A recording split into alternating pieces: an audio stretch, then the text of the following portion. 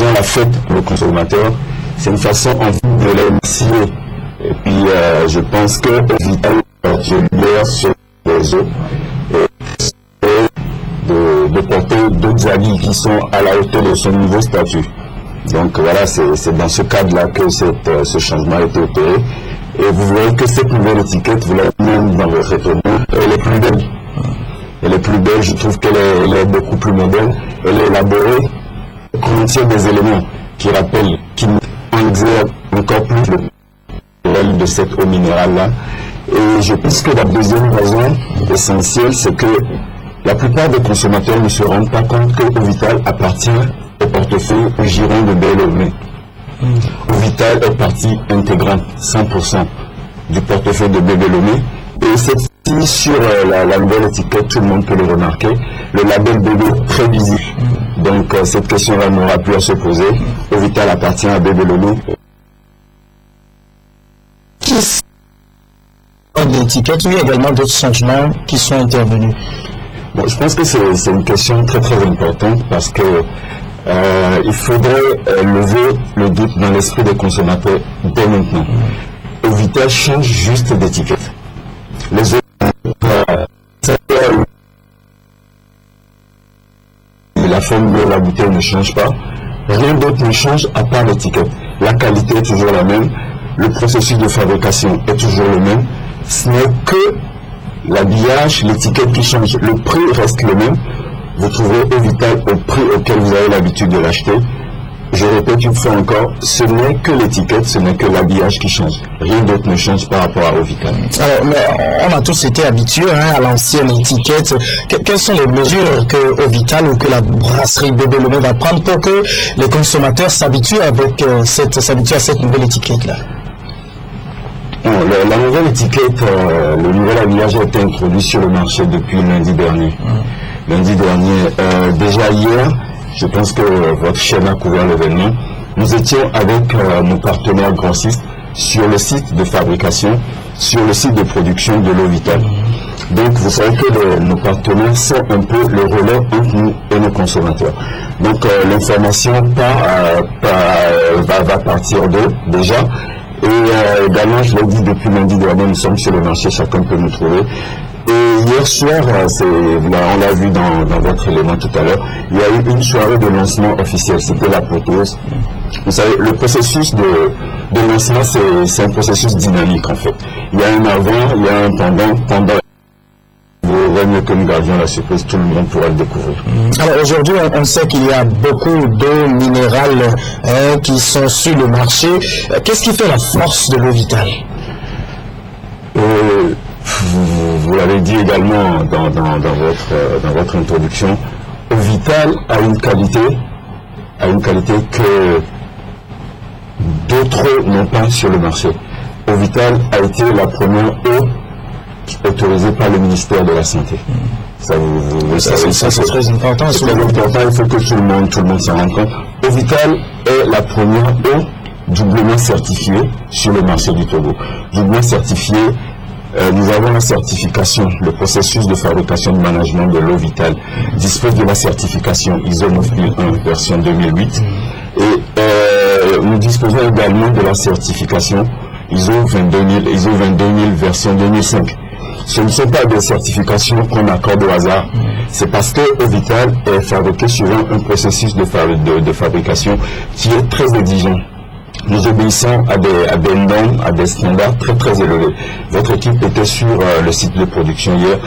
Vous avez pu remarquer que l'endroit où Eau Vital est produit est quasiment un sanctuaire. C'est sanctuarisé, on ne peut pas y accéder, tout le monde ne peut pas y accéder. On obéit à des exigences comme je l'ai dit. Donc par rapport à tous ces éléments, je pense qu'il faut également rappeler que nous avons sur le terrain une équipe qui travaille tous les jours pour que Eau Vital soit disponible partout, dans tous les camions, dans tous les endroits. Cette équipe-là est très dynamique et très professionnelle. La qualité alliée au professionnalisme et au dynamisme de cette équipe-là, je pense que voilà, ce sont les deux éléments essentiels qui font que Eau Vital est unique en son genre. Eau Vital est le leader, je l'ai dit tantôt. Et voilà, c'est ces éléments-là qu'il faut... Et si Max avait dit, il y avait une toute dernière chose que vous puissiez dire ce soir sur Ovital, que diriez-vous? Je dirais, je vais peut-être me répéter, je dirais que Ovital, je précise encore que Ovital change juste de rôle. Ovital est dans un processus de séduction vis-à-vis de ses consommateurs. Donc voilà, a priori, nous avons une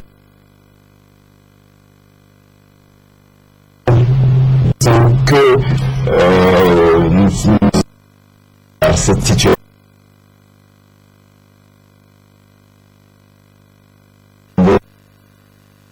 de l'eau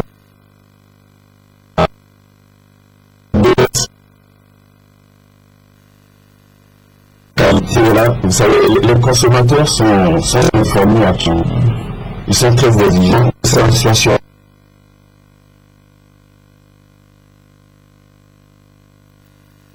connaît. Maintenant, nous avons la qualité de l'emballage qui vient grandir encore cette qualité première là. Et nous sommes là pour servir nos consommateurs et voilà, je pense qu'ils peuvent très bien s'en rendre compte. Max Adedje, le responsable Ovital à Brasserie tombé dans le procès des 4 hommes accusés d'un viol collectif sur une étudiante indienne décembre dernier. L'affaire avait choqué toute manifestation dans les rues. La Chine lui donner l'exemple avec ce verdict très sévère. Les 4 hommes ont été condamnés à mort par pendaison. La peine de mort pour les violeurs peut-on lire sur les bannières.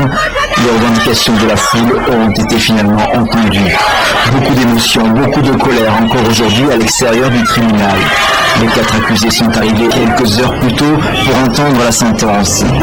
Quand le jury les condamne à la peine de mort, des applaudissements éclatent à l'intérieur et à l'extérieur du palais de justice, témoigne un journaliste présent. La mort par pendaison pour les 4 assassins de cette jeune étudiante violée dans un bus en décembre dernier, une jeune fille qui a succombé à ses blessures.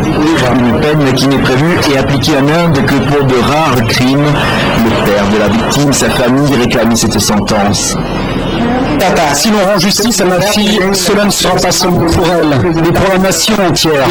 Pour tous ces gens qui ont manifesté pour elle, qui se sont dressés face au canon à eau lancé par la police, ceux qui n'ont pas eu peur des coups de bâton. Ce crime a bouleversé le pays tout entier. Des manifestations dans toute l'Inde, où lever des boucliers contre un fléau, le viol, qui dans ce pays reste impuni. Contre les forces de l'ordre, les autorités et la justice, d'apathie, un fléau qui selon les statistiques a augmenté ces dernières années en milieu urbain comme en milieu rural de façon exponentielle. 6 hommes avaient mis ce viol, l'un des accusés s'est suicidé, l'autre, un adolescent, a été condamné en août dernier à 3 mois de prison, la maximale autorisée pour le moment. Savez-vous qu'il est possible d'adopter des enfants dans Internet? Eh bien, aux États-Unis, là, depuis déjà au moins 5 années, et 261 enfants auraient ainsi été cédés via les réseaux sociaux par les couples qui les avaient adoptés. Ces enfants étaient pour recherche nouvelle maison pour petit enfant de 4 ans. J'ai totalement honte de le dire, mais je déteste ce garçon. Nous avons adopté une petite chinoise de 8 ans. Malheureusement, nous avons beaucoup de mal avec elle depuis 5 jours qu'elle est à la maison. Merci de faire suivre à quiconque serait intéressé. Vous ne rêvez pas. Il ne s'agit pas ici d'animaux de compagnie. Ce sont bien des enfants qui sont échangés sur ces réseaux sociaux. Des parents, lassés de s'occuper de leur enfant adopté, leur trouvent une nouvelle famille d'accueil sur Internet et délèguent la responsabilité via un simple acte notarié. 261 enfants ont été échangés en 5 ans, originaires d'Éthiopie, de Russie ou encore de Chine. C'est ainsi que Melissa Kuchala s'est débarrassée de la petite Kita, une adolescente turbulente adoptée au Libéria. Elle lui a choisi comme nouveaux parents les Easton, qui habitent dans une caravane à 6 heures de route de là. Je me rappelle que la mère était très gentille. Elle posait des questions comme quelle est ta couleur préférée. Bref, elle s'intéressait à l'enfant et correspondait exactement à ce que nous cherchions. Sauf que les Easton sont connus des services sociaux pour leur tendance violente. Ils ont perdu la garde de leurs 2 enfants et sont accusés d'abus sexuels. La mère était toujours toute nue. Et elle voulait que tu dormes avec elle et qu'elle vit alors qu'elle était nue. Même histoire effrayante au Wisconsin, avec cette mère adoptive qui n'en pouvait plus de son petit garçon de 10 ans. J'étais désespérée, j'en étais malade. Alors je suis allée sur Internet, j'ai vu ce forum et j'ai dit je suis dans le même bateau que vous, j'ai un enfant que je ne supporte plus et je ne sais pas quoi faire. Résultat, le petit garçon s'est retrouvé confié à une famille dont le père est pédophile. Une victime de plus, piégée par la bêtise et la cruauté des adultes, dans cette sordide affaire d'échange d'enfants sur Internet. Attention à qui vous laissez vos enfants. Nous refermons ce journal avec cette information que nous vous annoncions dans notre journal de la veille. Jenny Capot, artiste plasticienne installée à Paris et depuis peu reconvertie dans la haute couture, signe son grand retour artistique au Togo par 2 événements. Un défilé de mode ce 14 septembre, puis le 15, une exposition d'œuvres d'art. Nous voyons tout cela avec Nantier Larry. C'est en grande pompe que la collection Bouquet de fleurs de Jenny Capot s'annonce au Togo. Une collection qu'elle compte dévoiler au cours de son défilé haute couture samedi prochain sur l'esplanade de l'hôtel Sarakawa. Artiste peintre, installée à Paris, Jenny Capot se veut porteuse de messages d'espoir et de joie. Des messages qui contrastent avec les tableaux tristes qu'elle avait l'habitude de peindre depuis plusieurs années. Apporter la joie parce que vous savez que notre pays traverse des moments très difficiles et moi je suis rentrée, ça fait 5 ans que je ne suis pas rentrée, je suis rentrée, j'ai vu que c'est très difficile ici et je me suis dit peut-être si je fais un événement pareil, ça permettra aux gens d'être un peu soulagés, de ne pas trop se concentrer sur la politique, les gens ils ont envie de faire autre chose. À travers ce grand rendez-vous culturel, elle entend apporter une petite graine de joie à la population togolaise. Plusieurs mannequins venus de divers horizons, à l'instar de Siméon, défileront aux côtés des mannequins togolais. Je rêve de revenir à Lomé et faire d'autres défilés pour Jenny ou pour d'autres créateurs, qui sait. Donc voilà, un petit appel à tous les créateurs. Je reviendrai avec très très grand plaisir à Lomé. Ne ratez pas le rendez-vous que l'on vous donne demain à 19h au Mercure, où vous allez passer une soirée absolument merveilleuse. Je vous y attends. La Togolaise Rebecca Ayokan, ex-égérie de la maison Yves Saint-Laurent, en charge du défilé, entend contribuer à sa réussite fort de ses 20 ans d'expérience dans le domaine. C'est que du bonheur, ça voilà le retour. Et surtout, de ne pas, c'est pas que pour venir en vacances cette fois-ci, c'est que Rebecca, on va la voir au Togo sur un podium et ça c'est pour moi c'est très important. C'est très important, le pays de berceau de mon enfance. Je vais apporter juste une petite touche, donc vous allez voir si pour vous, ça fait très Saint-Laurent ou ça fait autre chose, mais c'est Rebecca Ayokan. Feront également partie de ce show des artistes de la chanson Jacob Desvarieux et Singila qui promettent un grand show pour le public. Je vais donner le meilleur de moi-même. Je leur promets un bon moment, un moment de partage entre eux et nous. Venez nombreux et nombreux demain, donc samedi à 19h au Mercure. Voilà, ne ratez surtout pas ça, ça va être génial. Le rendez-vous est pris pour le 14 en ce qui concerne le défilé haute couture et le 15 septembre pour l'exposition d'art contemporain.